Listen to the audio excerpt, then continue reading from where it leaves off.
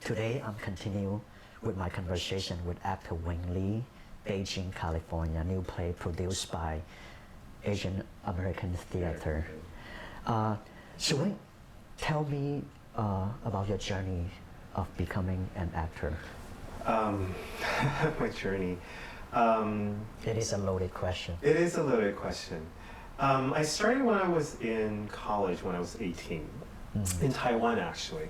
I was teaching ESL at the time, and one of the students in the class was a producer at one of the Taiwan television company, which is one of the three major networks in Taiwan. And she came to me one day and said, "Are you interested? We're looking for a college-age student to play this character and for replacement for this actor." And I said, "Yeah, sure." My mom was not all happy with it, but she said, "Yeah, just go try out and see what comes out of it." And I went and auditioned, I got in. So basically with no previous acting training, I was thrown onto the set and I had to learn everything from scratch. And because every minute they lose, like a lighting cue, if I go up on my line, I'm costing them thousands of dollars. So I got yelled at by the director, beaten, not beaten physically, but just, I had to learn really quickly and observe how other actors work. And from that point on, I was bitten by the acting bug, and I went back to school to take other classes on stagecraft and stage acting. But I realized that it wasn't really taking me to the place that I wanted to be, and I find myself banging my head against the wall a lot of times, which I contributed to. I didn't have the thorough training or the well-trained actor. And with the help of my then English professor, we found out about the acting training programs in the States for graduate school level. I see. So I applied, I got here, and I just said to myself, there has to be a way to this business than just luck. So far, I think I'm following the formula, and I made a pact to myself, once I reach the stardom, rich and famous, I want to pass this experience on and to tell people that, you don't have to be born into the family of who are the moguls of Like the show. Coppola, for instance. Right. There is a way, hard work pays off, and just persistence, I guess. So we'll see where this journey takes me. So instead of Beijing, California, this is Taipei. It was Taipei, California. Yes. So you experienced that before you've been engaging into this play. Yeah, probably a semi-autobiography, I would say. So what is it like being a gay actor? I try not to label myself. And one of my agents before said to me, because I asked him, "How do you categorize me? How do you sell me?" And he said, we don't box you, we don't define you. We let the job that you book define you as an actor," which I think is great, because I don't approach a character saying, "How would a gay man do?" or "What would I do?" It's more like, how would this character maneuver in this situation, be it gay or straight? Right. So I don't think I'm ashamed of my sexual orientation, but it's just more for me. I'm an actor. I hope I'm able to portray human experiences truthfully on stage or on camera and present it as is. So you just demystify that not all actors are gay or vice versa. No.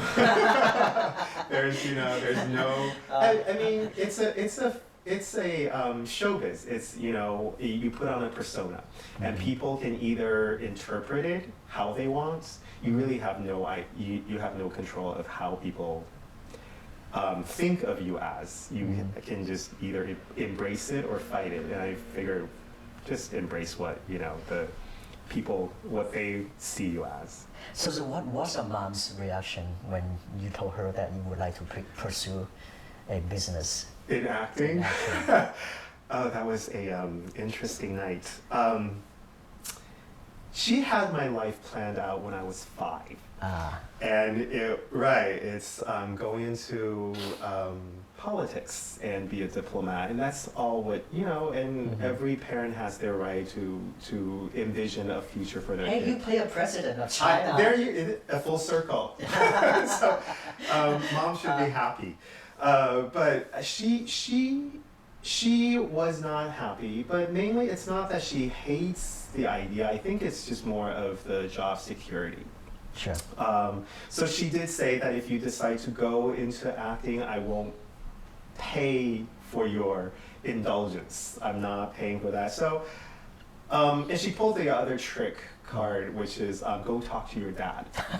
So usually that would just scare us and we would just drop the whole thing. But that time I just decided to take it to my dad. And my dad, I analyzed it to him saying, I'm not just going to any trade school, I'm going for my Master of Fine Arts. So if anything, if I don't make it as an actor, I can always teach. And not just teach anywhere, teach at a college, graduate level.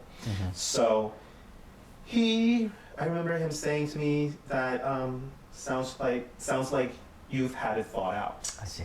Go for it. And that's when my mom Wow.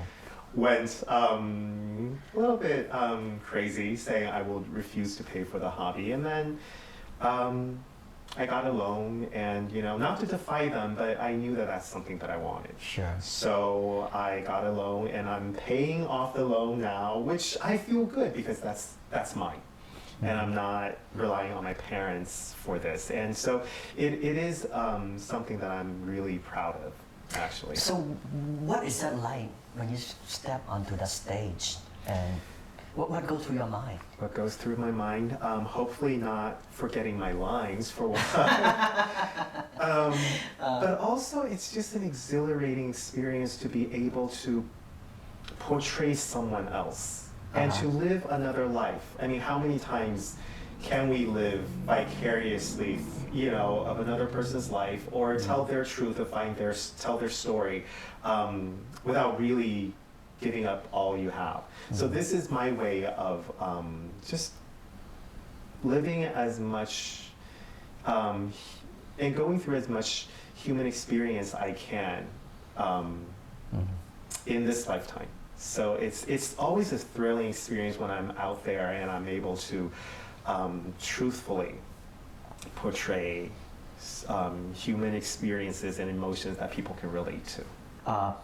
So is acting in America is a long-term plan? Are you at some point plan to back to China, Taiwan, in Asia's market?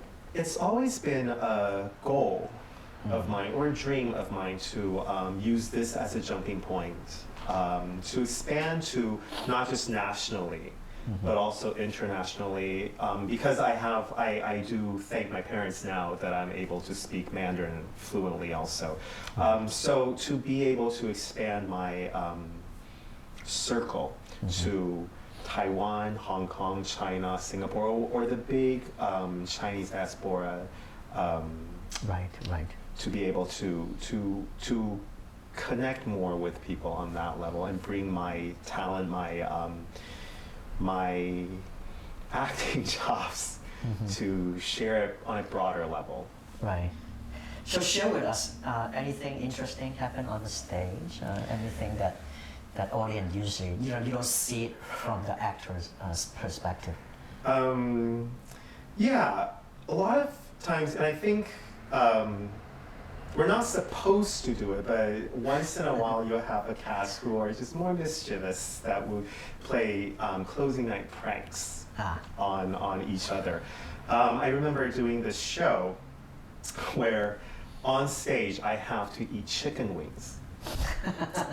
And then I'm served chicken wings, but then that night, the poor actor was on stage who's serving me chicken wings could not find chicken because there's a fake chicken on stage that she takes out on a platter, and then there's chicken wings around it. I just remember her trying to circle the whole thing, could not find a chicken wing. And my face just started going through my mind saying, what is going on? And I forgot what we did, but we pulled that moment off. But then we went backstage and said, where were the chicken wings? And I saw the other actors eating and he's wiping his mouth. He's like, I was hungry. So that was something that, you know, was something that, you know, we didn't expect. But it's all in good fun. It's not professional, but if you can still, you know, I don't think everybody is set out to do that, but once in a while you'll have those kind of pranks played on.